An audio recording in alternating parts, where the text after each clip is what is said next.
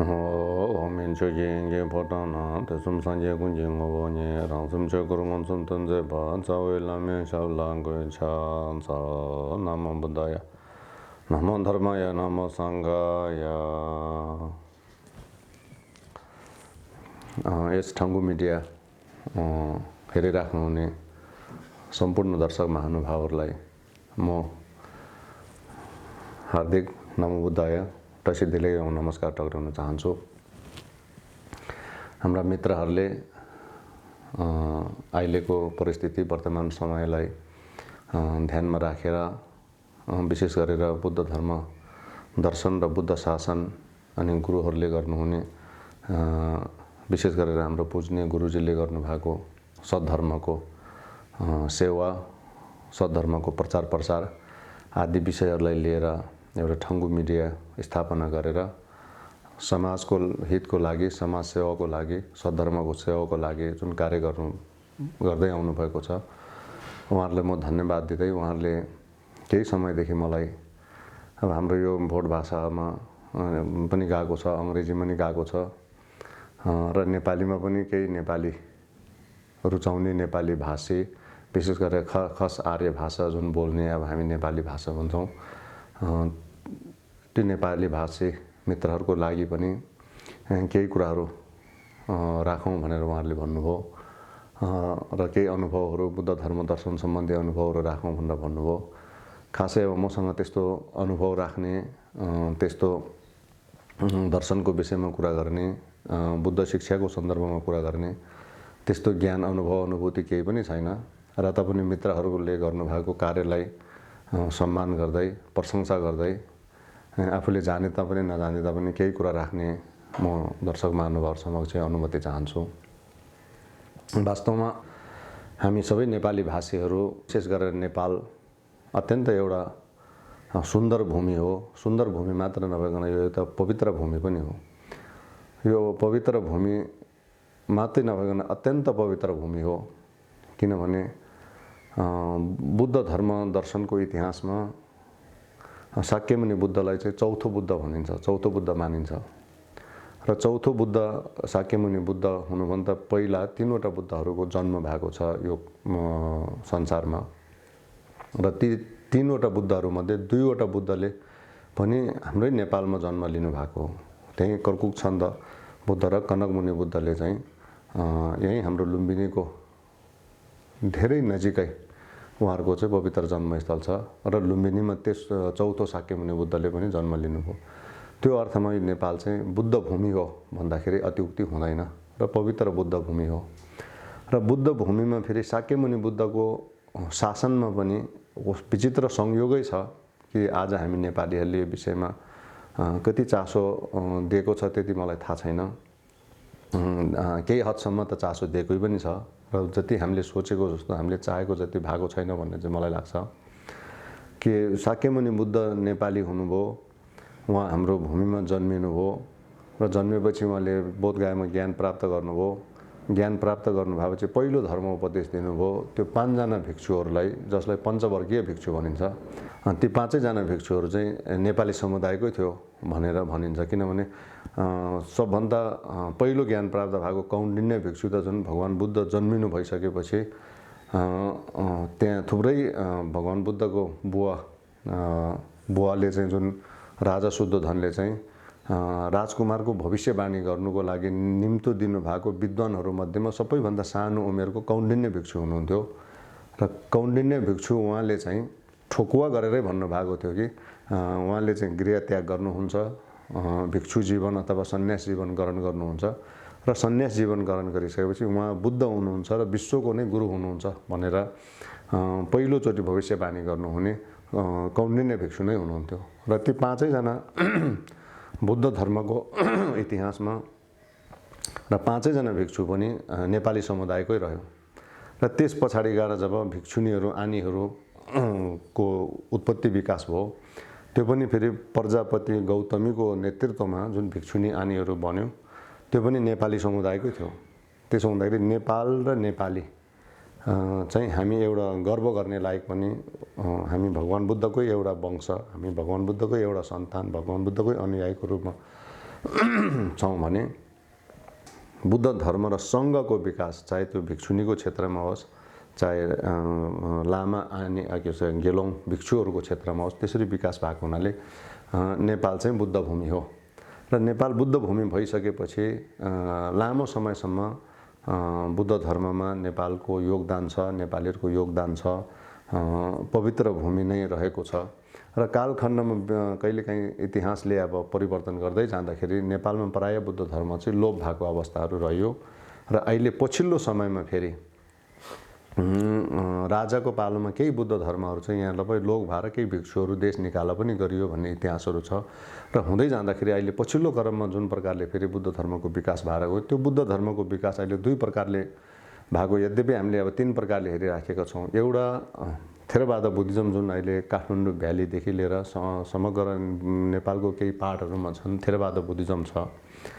र एउटा महायान बुद्धिज्म, जसलाई हामीले चाहिँ तीनैवटा यानको एउटा पुञ्ज पनि भन्छौँ, जो तिब्बतबाट विकास भएर आएको, हिमाली क्षेत्र हुँदै विकास भएर आएको। अहिले हामी लामाहरू जो छौँ, यसमा चाहिँ तीनैवटा यान, थेरवाद, महायान र वज्रयानको यो तीनैवटाको एउटा पुञ्ज अत्यन्त राम्रोसँग कङ्ग्युर तेङ्ग्युरमा व्याख्या भएर बसेको एउटा बुद्ध धर्म हो, जसको चाहिँ अब हामीहरूले अहिले पालना गरिराखेका छौँ। त्यो नभइकन फेरि टिपिकल एउटा अहिले अङ्ग्रेजीमा त्यसलाई नेवारी बुद्धिज्म पनि भन्ने गरेको रहेछ, जुन वज्रयान बुद्धिज्म काठमाडौँ भ्यालीमा विशेष गरेर वज्राचार्य गुरुहरूले जो मान्दै आउनु भएको, जो विशेष गरेर वज्रयान मात्र बुद्धिज्म छ, त्यो एउटा स्पेसल एउटा टिपिकल बुद्धिज्म छ। त्यसो हुँदाखेरि नेपालमा अहिले फेरि पछिल्लो चरणमा चाहिँ जब 7औं शताब्दीमा बुद्ध धर्मको विकास तिब्बतमा भयो, हुँदै हाम्रो हिमाली क्षेत्र अहिले भारतको पनि सिक्किम लद्दाखदेखि लिएर हिमाली क्षेत्रमा जुन प्रकारको बुद्ध धर्मको विकास भएको छ, अहिले नेपालमा पनि हाम्रो समक्ष यो बुद्ध धर्मको राम्रो चाहिँ विकास भएर आएको छ।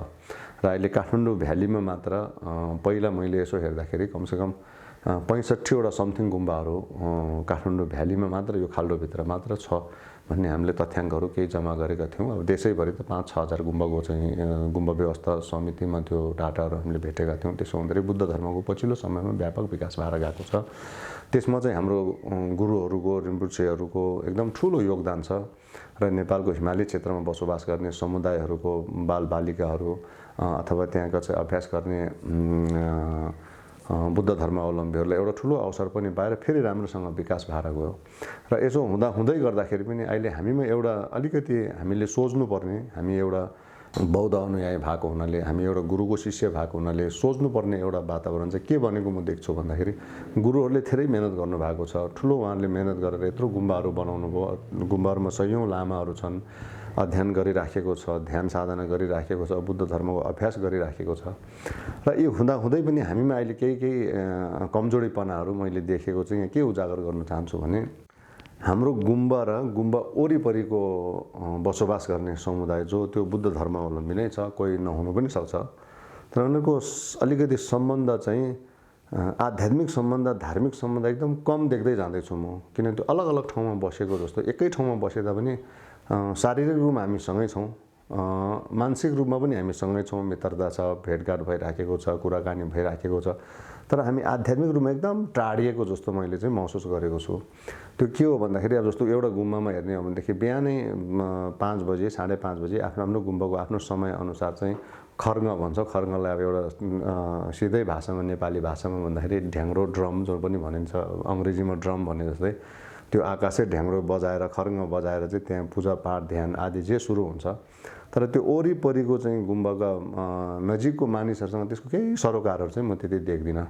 यो उहाँहरू पनि आउने, बिहान पाठ पूजा गर्ने, के रहेछ ध्यान साधना गर्ने, त्यहाँ ध्यान साधना सिकाउने, यस्तोहरू चाहिँ व्यवस्थाहरू नभएको जस्तो, वरिपरिको मानिसहरूले पनि चासो नदेखाएको जस्तो। यो मैले के प्रसङ्गमा जोडेको भन्दाखेरि, हामी बुद्ध जन्मेको देशको नागरिक, अनि हाम्रो गुम्बा वरिपरि नै त्यहाँ गुम्बाहरू छ, अनि त्यहाँ के भइराखेको छ भने हामीमा चासो नहुनु र त्यहाँ भइराखेको ज्ञान गुण हामीले सिक्नुपर्छ है, यहाँ के हुँदैछ भनेर। अनि हामीले कहिलेकाहीँ नकारात्मक कुरा प्रायः मैले के सुन्ने गर्छु भने, खालि विदेशीहरूलाई सिकाउँछ भन्ने खालको कुराहरू पनि मैले सुन्ने गरेको छु। अब त्यो चाहिँ कोही सिक्नु आयो भने तिमीलाई सिकाउँदैन, हामी विदेशीले मात्रै सिकाउँछ भनेर अवश्य पनि कुनै गुरुहरूले, लामाहरूले भनेको जस्तो चाहिँ मलाई लाग्दैन। र मैले पनि खासै हुन त ज्ञान छैन, तर पनि मैले पनि यो कुराहरू भनेको जस्तो लाग्दैन।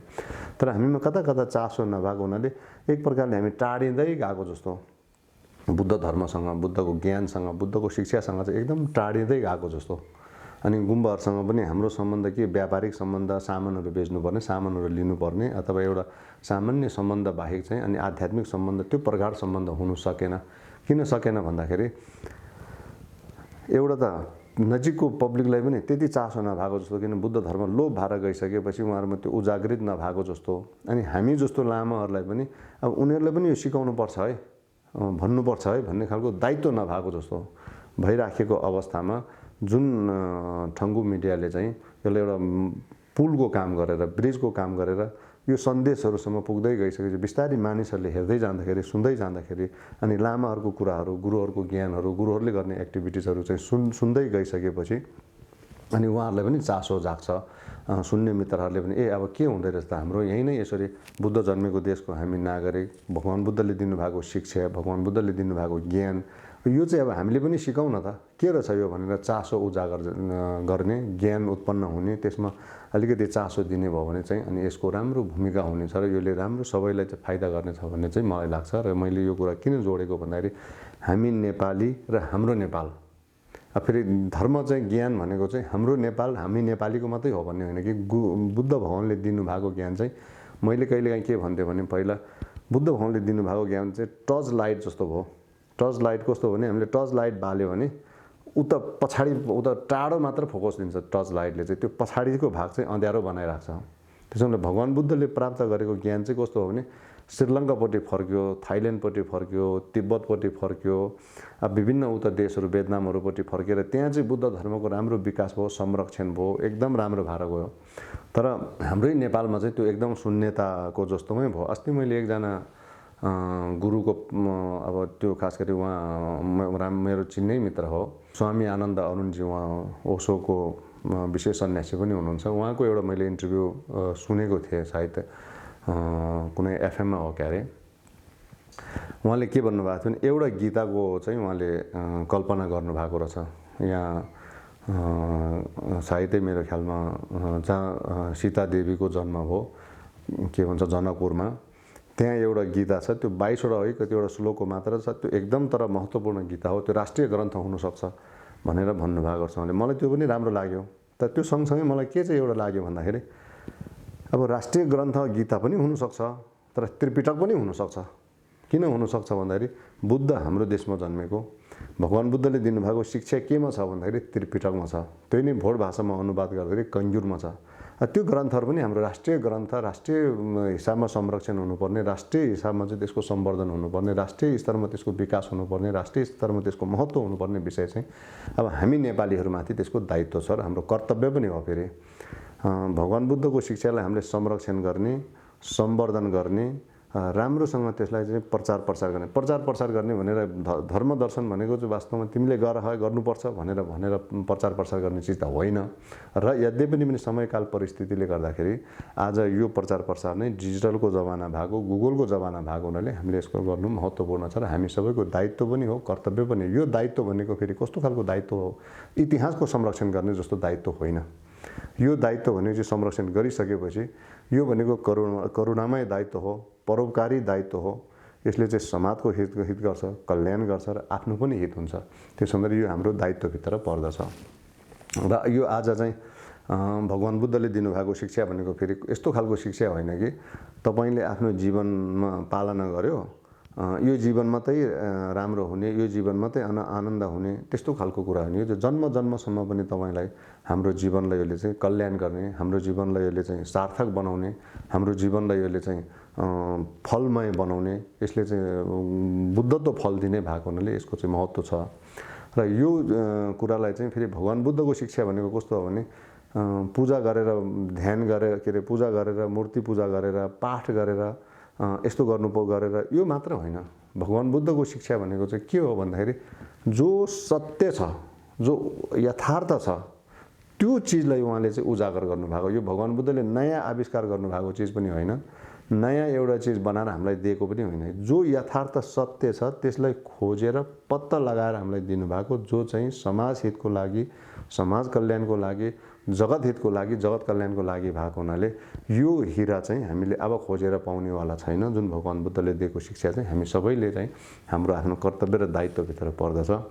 र हामीले पालना गर्नुपर्छ भन्ने मलाई लागेको छ। र हामी लामा अनि गुरुहरू जसले फेरि गुरुहरूले अघि पनि मैले भने अब हाम्रै गुरु ठङ्गु रिम्पोछेको विषयमा कुरा गर्नुपर्दाखेरि चाहिँ उहाँले यत्रो मेहनत गरेर यत्रो लामो समयसम्म त्याग गरेर तपस्या गरेर चाहिँ यत्रो विकास गर्नुभएको छ, जसको अब संरक्षण मात्र गर्नु पनि हामी सबैको चाहिँ दायित्वभित्र परेको छ। र त्यो दायित्वभित्र पर्नेमा चाहिँ अनि यो ठङ्गु मिडियाले जुन यो कार्य गर्नुभएको छ, यसले चाहिँ एउटा अद्वितीय उदाहरणीय एउटा भूमिका हुनेछ र यो भूमिकाको रूपमा रहिरहनेछ। त्यसो हुँदाखेरि हामी सबैले आजको युग हेर्नुहोस्, अब गुरु रिम्पोछेले भन्नुभएको छ कि अब यो संसारमा चाहिँ पानीको भय हुन्छ, छुई जिग्पा, मेही जिग्पा, आगोको भय हुन्छ, लुङ्की जिग्पा, हावाको भय हुन्छ। यो भयहरू सिर्जना हुँदै आउँछ भनेको चाहिँ हामीले देखिराखेको छौँ। अहिले चाहिँ हेर्नुहोस्, नेपालको सन्दर्भमा कुरा गर्दाखेरि यही नै हाम्रो नजिकै सिन्धुपाल्चोकमा यत्रो बाढी पहिरो आएर अब करोडौँको घरहरू, लाखौँको घरहरू सबै छतबिछत बनाएर चाहिँ रातोरात चाहिँ एउटा मान्छे सडकमा पुर्याइदियो। अब यसलाई चाहिँ कसैले रोक्न सक्ने कुरा होइन यो, किनभने यो पानीको भय अब उत्पन्न भएर आउँदैछ। यस्तो हुँदै हुँदै क्रमशः अब यो संसार चाहिँ अन्तको तर्फ चाहिँ जान्छ। अब त्यसमा हामी सबैलाई केले बचाउन सक्छ भन्दाखेरि एउटै मात्र धर्मले बचाउन सक्छ। धर्मले बचाउँछ भने चाहिँ के धर्म होइन भन्दाखेरि पूजा गरेर, बत्ती बालेर, धूप बालेर, प्रार्थना गरेर, हात जोडेर बचाउने हो भन्दाखेरि त्यो चाहिँ होइन। त भगवान बुद्धले दिनुभएको शिक्षा जो यथार्थ छ, जो सत्य छ, जो आफैमा निहित छ, जसलाई चाहिँ त्यसलाई बुद्ध गुण पनि भनिन्छ, त्यही गुणलाई हामीले पत्ता लाग्ने चाहिँ त्यही पत्ता लागिसकेपछि मात्र हाम्रो चाहिँ रक्षा हुन्छ। त्यो एउटै उपाय हो, एउटै नगरी नहुने चिज त्यही हो। त्यही चिजले मात्र हामीलाई चाहिँ बचाउन सक्छ। अरू बाह्य चिजहरू जतिसुकै महल खडा गरे तापनि, जतिसुकै धन सम्पत्ति आर्जन गरे तापनि, अरबौँको मालिक भए तापनि त्यो दुःख कष्टबाट चाहिँ हामीलाई बचाउन सक्दैन। र त्यो बचाउन सक्ने भनेको एउटै हो, भगवान बुद्धले देखाउनु भएको मार्ग, भगवान बुद्धले दिनुभएको शिक्षा, भगवान बुद्धले दिनुभएको ज्ञान।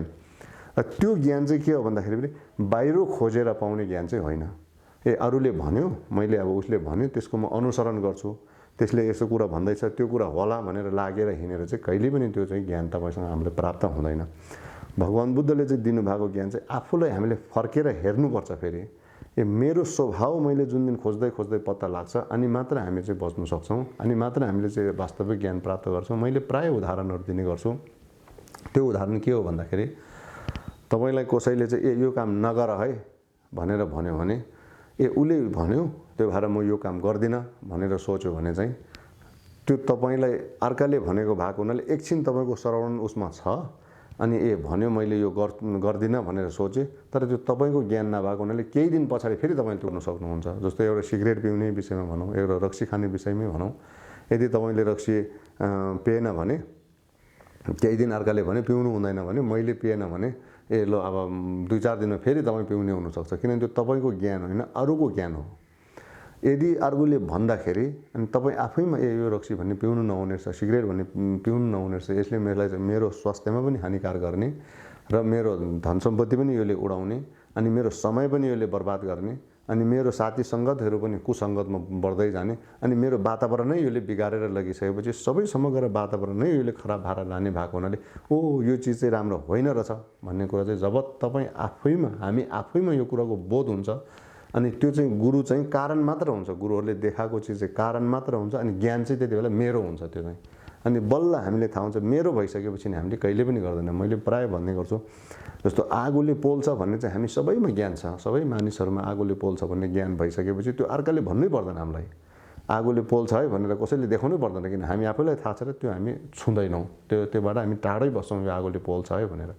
र त्यो ज्ञान जबसम्म हामीमा उत्पन्न भइसकेपछि हामी गर्दैनौँ। त्यसरी भगवान बुद्धले दिनुभएको ज्ञान चाहिँ उहाँले हामीलाई शिक्षा दिनुभयो, तर त्यो शिक्षा चाहिँ हामी आफैले पालना गरेर मात्र, आफैले आत्म अनुभव भएर मात्र आफ्नो ज्ञान हुनेछ। अन्यथा चाहिँ हामीले भगवान बुद्धलाई लाख प्रार्थना गरेर बसे पनि, लाखौँचोटि ढोकेर बसे तापनि, भगवान बुद्धले दिएको मूर्तिमै हाम्रो सिरानी, मूर्तिलाई नै सिरानी बनाएर सुते तापनि त्यो ज्ञान चाहिँ हामीलाई सम्भव हुँदैन, त्यसले हामीलाई काम लाग्दैन। तर हामीलाई कतिखेर काम लाग्छ भने उहाँले दिनुभएको ज्ञान र दर्शन चाहिँ हामीले पालना गरेर एक एक गरेर, यो बुद्ध दर्शन भनेको फेरि सुनेर मात्रै राखेर हुने कुरा होइन। यस बुद्ध दर्शनमा चाहिँ 3वटा शिक्षा मैले प्राय यो प्रवचनहरूमा भन्ने गरेको छु कि श्रुतमय प्रज्ञा, चिन्तामय प्रज्ञा र भावनामय प्रज्ञा भन्छ। पहिला हामीलाई थोइ बिसेर सम्पी शेरप र गोम्बी शेरप भन्छ। पहिला चाहिँ सुन्नै पर्छ, हामी एउटा सामान्य पृथकजन भएको हुनाले हामीलाई थाहा हुँदैन। गुरुहरूले भनेपछि सुनिसकेपछि अनि बुद्ध भगवान्ले यस्तो व्यक्ति हो, पहिलो व्यक्ति संसारमा गुरुहरू मध्येमा पहिलो व्यक्ति हो कि सुनेर मात्र हुँदैन, तिमीले आफ्नोलाई ठिक लाग्छ कि लाग्दैन त्यसलाई चाहिँ पहिला आफूले चिन्तन गर्नुपर्छ। त्यो चिन्तन गरिसकेपछि मात्र अनि आफूलाई ठिक लाग्यो भने चाहिँ है, तिमीलाई ठिक लाग्यो भने चाहिँ अनि यसको भावना गर। अनि भावना गर्ने भनेको के हो भन्दाखेरि त्यसलाई बारम्बार हामीले पालना गर्ने हो। भावनाको अर्थ चाहिँ पालना गर्ने हो। र पालना गरिसकेपछि अनि जुन आत्मबोध हुँदै जान्छ, जुन ज्ञान हुँदै जान्छ, त्यो अनि तपाईँको ज्ञान हुन्छ। र त्यसैले भन्छ अपदीपो भव। भगवान् बुद्धले त्यही भएर अपदीपो भव भने आफ्नो बत्ती आफै बाल। अर्काको बत्तीको भरमा गयो भने हामी कुनै दुईवटा बाटोमा जाँदैछौँ, अब एउटा चोकसम्म त एउटा साथीको इसारामा बत्ती बालेर गयो, उसँग एउटा टर्च लाइट छ। अब त्यो टर्च लाइट त दुईवटा हुँदैन। अनि आफ्नो आफ्नो बाटो छुट्दाखेरि ऊ साथी आफ्नो बाटो जान्छ अनि आफू चाहिँ अन्धकारमा त्यहीँ छुटेर बस्छ। त्यसो हुँदा आफैसँग पनि बत्ती छ भनेदेखि अनि साथीसँग त्यहाँसम्म गयो, ऊ आफ्नो बाटो जान्छ, आफ्नो बत्ती बालेर जान्छ, हामी आफ्नो बाटो आफ्नै बत्ती बालेर जान्छौँ। र त्यो योग्यता चाहिँ हामीमा विकास गर्नु सक्नुपर्छ। र त्यो पहिलो पुरुष हो भगवान् बुद्ध संसारको नै, कि मैले जे भन्यो त्यो पालना गर अनि तिमीहरू ठिक हुन्छ। मैले जे भन्छ त्यो तिमीहरूले अन्धविश्वासको भरमा स्वीकार गर, तिमीहरूलाई सबै ठिक हुन्छ। त्यस्तो कहिले पनि भन्नुभएको छैन उहाँले। यो कदापि हुनु सक्दैन कि जबसम्म आत्मबोध हुँदैन। आत्मा भनेर फेरि कुनै त्यो परमात्मा, कुनै नित्य आत्माको मैले कुरा गरिराखेको छैन। स्वबोध भन्छ जसलाई चाहिँ, हामी स्वबोध हुँदैनौँ, त्यो आफूलाई नै बोध हुँदैन, आफूलाई ज्ञान हुँदैन, तब त्यो चाहिँ हामीले आफ्नो ज्ञान हुँदैन, त्यो अनि मुक्ति पाउनु सम्भव हुँदैन। र मुक्ति भनेको चाहिँ कहिले पाउन सक्छ भन्दाखेरि हामीले चाहिँ अघि मैले भने उदाहरण दिएँ, अब हामी लाखौँ करोडौँ जम्मा गरेर अरबौँ जम्मा गरेर हामीलाई सुख हुन्छ भन्ने खालको जुन भावना छ, त्यो चिजले चाहिँ हामीलाई सुख दिनु सक्दैन। जसरी एकै रातमा हेर्नुहोस्, पहिला नेपालमा भूकम्प आउँदाखेरि 2015 सालमा जब भूकम्प आयो, रातोरात यत्रो अरबौँ करोडौँ अरबौँको चाहिँ क्षति भइदियो। हिजो अरबौँको मालिकहरू चाहिँ एकै सेकेन्डमा, एकै 2 मिनटमा चाहिँ एउटा रोडमा पुऱ्याइदियो भनेपछि यो प्रकृतिसँग हामीले यो बाह्य चिजबाट हामीले सुख प्राप्त गर्छ, आनन्द प्राप्त गर्छौँ, यिनीहरू चाहिँ सम्भव हुँदैन। र यो यथार्थ ज्ञान दिने मान्छे चाहिँ को हो भन्दाखेरि भगवान् शाक्यमुनि बुद्ध हो। मैले अघि पनि भने नेपाल भनेको पवित्र बुद्ध भूमि भएको, यस्तो ज्ञान प्राप्त गरेर दिनु सक्ने व्यक्तित्व जन्मेको देशको हामी नागरिक भएको हुनाले हामीले कमसेकम उहाँले के शिक्षा दिनुभएको रहेछ त, के ज्ञान दिनुभएको रहेछ त, त्यो विषयमा हामीले अलिकति चिन्तन मनन गर्नु चाहिँ हामी सबैको कर्तव्य बनेको छ, हामी सबैको दायित्व बनेको छ। र आज हामीले एउटा सामाजिक रूपमा मात्र हेर्ने हो भने पनि पहिला मैले देखेको थिएँ कि कोही साथीहरूले चाहिँ एउटा बुद्ध अब जन्मेको विषयमा कहिलेकाहीँ कन्ट्रोभर्सरी हुँदाखेरि नागरिकतामा भगवान् बुद्धको फोटो राखेर बुद्ध भगवान् चाहिँ नेपाली नागरिक हो भनेर चाहिँ सामाजिक सञ्जालहरूमा प्रचार गरेको देखेको थिएँ। अब यद्यपि एउटा त्यो क्रिएसन हो, एउटा आफ्नो सोच हो, सकारात्मक सोच हो, अब त्यसलाई हामीले नकारात्मक गलत त भन्नु मिल्दैन, राम्रै विचार हो। तर त्यो गरेर चाहिँ भगवान् बुद्धको शिक्षाको संरक्षण हुन्छ, उहाँको ज्ञानको संरक्षण हुन्छ, त्यसले हामीलाई लाभ हुन्छ, हानि हुन्छ, के अरे फाइदा हुन्छ भन्दाखेरि चाहिँ त्यसले चाहिँ हुँदैन। त्यो एकछिन यसो राखेको मात्र हो। तर कहिले वास्तविक लाभ हुन्छ, कहिले वास्तविक फाइदा हुन्छ भन्दाखेरि उहाँले दिनुभएको शिक्षा के रहेछ त, उहाँले दिनुभएको शिक्षा चाहिँ हाम्रो लागि काम लाग्ने रहेछ कि हाम्रो लागि काम नलाग्ने रहेछ कि हाम्रो लागि लाभदायक रहेछ कि हाम्रो लागि चाहिँ हानिकारक रहेछ कि हाम्रो लागि चाहिँ फाइदाजनक रहेछ कि त्यसले फाइदा नगर्ने रहेछ कि भनेर त्यसलाई हेरेर सुनेर चिन्तन मनन गरेर हेरिसकेपछि तपाईँले थाहा पाइसकेपछि अनि तपाईँलाई ठिक लाग्यो भनेदेखि भावना गर्यो। यदि भावना गर्नुभयो भने अनि तपाईँलाई सदा सर्वदाको लागि चाहिँ त्यो लाभदायक हुन्छ, फाइदाजनक हुन्छ। नभए अब हामीले नागरिकता बनाइदियो, भगवान् बुद्ध नेपाली नागरिक हो भनिदियो, अब त्यसले एउटा देशको हिसाबले, एउटा हामी अब राष्ट्रियताको हिसाबले त ठिकै छ, अब यो सामान्य बाह्य कुरा हो। तर वास्तविक रूपमा चाहिँ हामीले त्यसको भगवान् बुद्धको शिक्षालाई, भगवान् बुद्धलाई सम्मान गर्नु नसकेको अवस्था हुन्छ।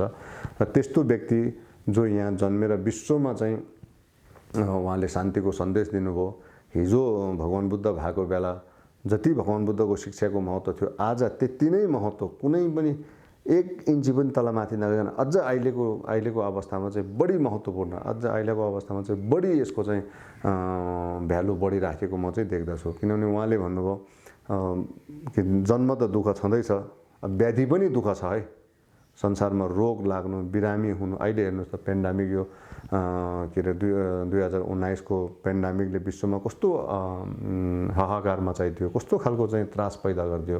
मान्छे त बाहिर जानै नहुने, हिँड्नै नहुने, समाजबाट अलग हुनुपर्ने, एकले अर्का देखेर डराउनु पर्ने, एकले अर्कासँग त्रसित हुनुपर्ने, आफन्तसँगै डराउनु पर्ने, अब एकअर्काको घरमा जानै नहुने, समाजमै हिँड्नु नहुने अवस्था सिर्जना गर्दै यो त व्याधि, यो पनि दुःख हो भनेर भगवान् बुद्धले पहिल्यै भन्नुभएको कुरा हो कि यस्तो प्रकारको सिर्जना। अब यो चाहिँ कसैले शक्ति आर्जन गरेर हातले एउटा ब्लेसिङ गरेर आशीर्वाद दिएर कसैले मन्त्र फुकेर यो रोक्नु सकिन्छ भन्दाखेरि यो चाहिँ रोक्नु नसक्ने कुराहरू हो। यिनीहरू चाहिँ यो सम्भव पनि हुँदैन। कसैले रोक्छु भन्यो भने नि म चाहिँ त्यस्तोमा धेरै विश्वास गर्दिनँ, किनभने भगवान् बुद्धको पालोमै पनि कुनै ठाउँमा चाहिँ झाडा पखालाको रोगहरू लागेको थियो, कति ठाउँमा भोकमरीको समस्याहरू आएको थियो।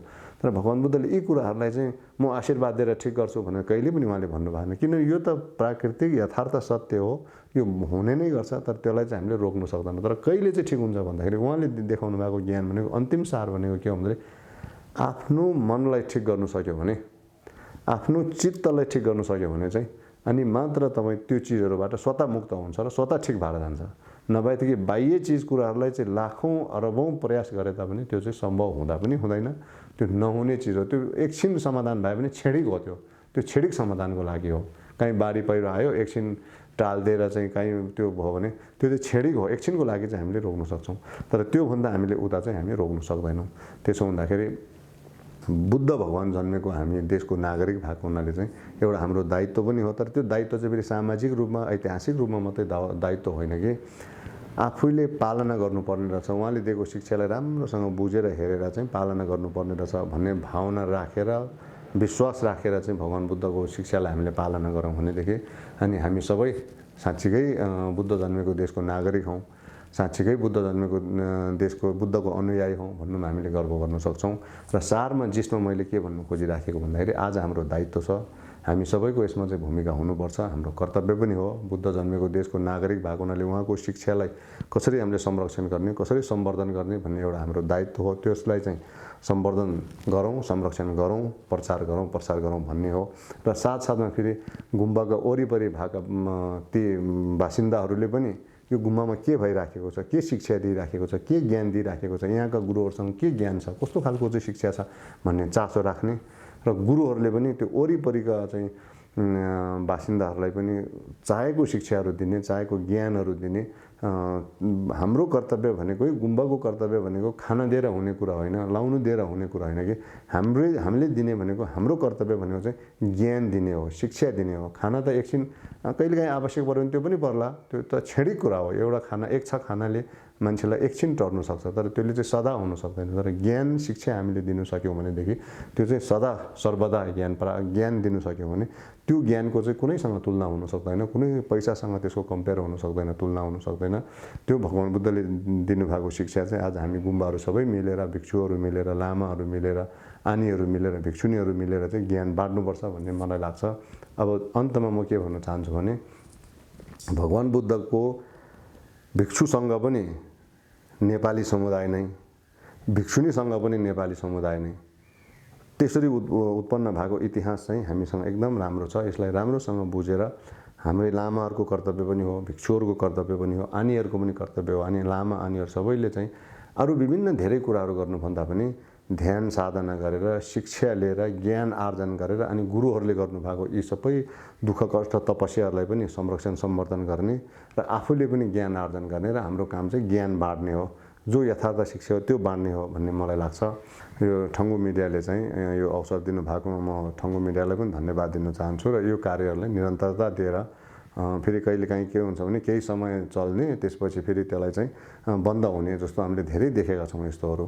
त्यस्तो नभइकन यसलाई प्रयास गरिकन यथासम्भव प्रयास गरेर चाहिँ यसलाई निरन्तरता दिएर लामो समयसम्म यो चाहिँ कमसेकम भगवान् बुद्धले भने जस्तो तरत भिक्षवे चारिकं बहुजन हिताय बहुजन सुखाय लोको हिताय लोको अनुकम्पाय अर्थाय हिताय भनेर पाली भाषामा उहाँले चाहिँ पहिलोचोटि 60 जना भिक्षुहरू भइसकेपछि उहाँहरूलाई ठाउँ ठाउँमा पठाउँदाखेरि चाहिँ हे भिक्षुहरू ठाउँ ठाउँमा तिमीहरू चाहिँ आचरण विचरण गर, विहार गर।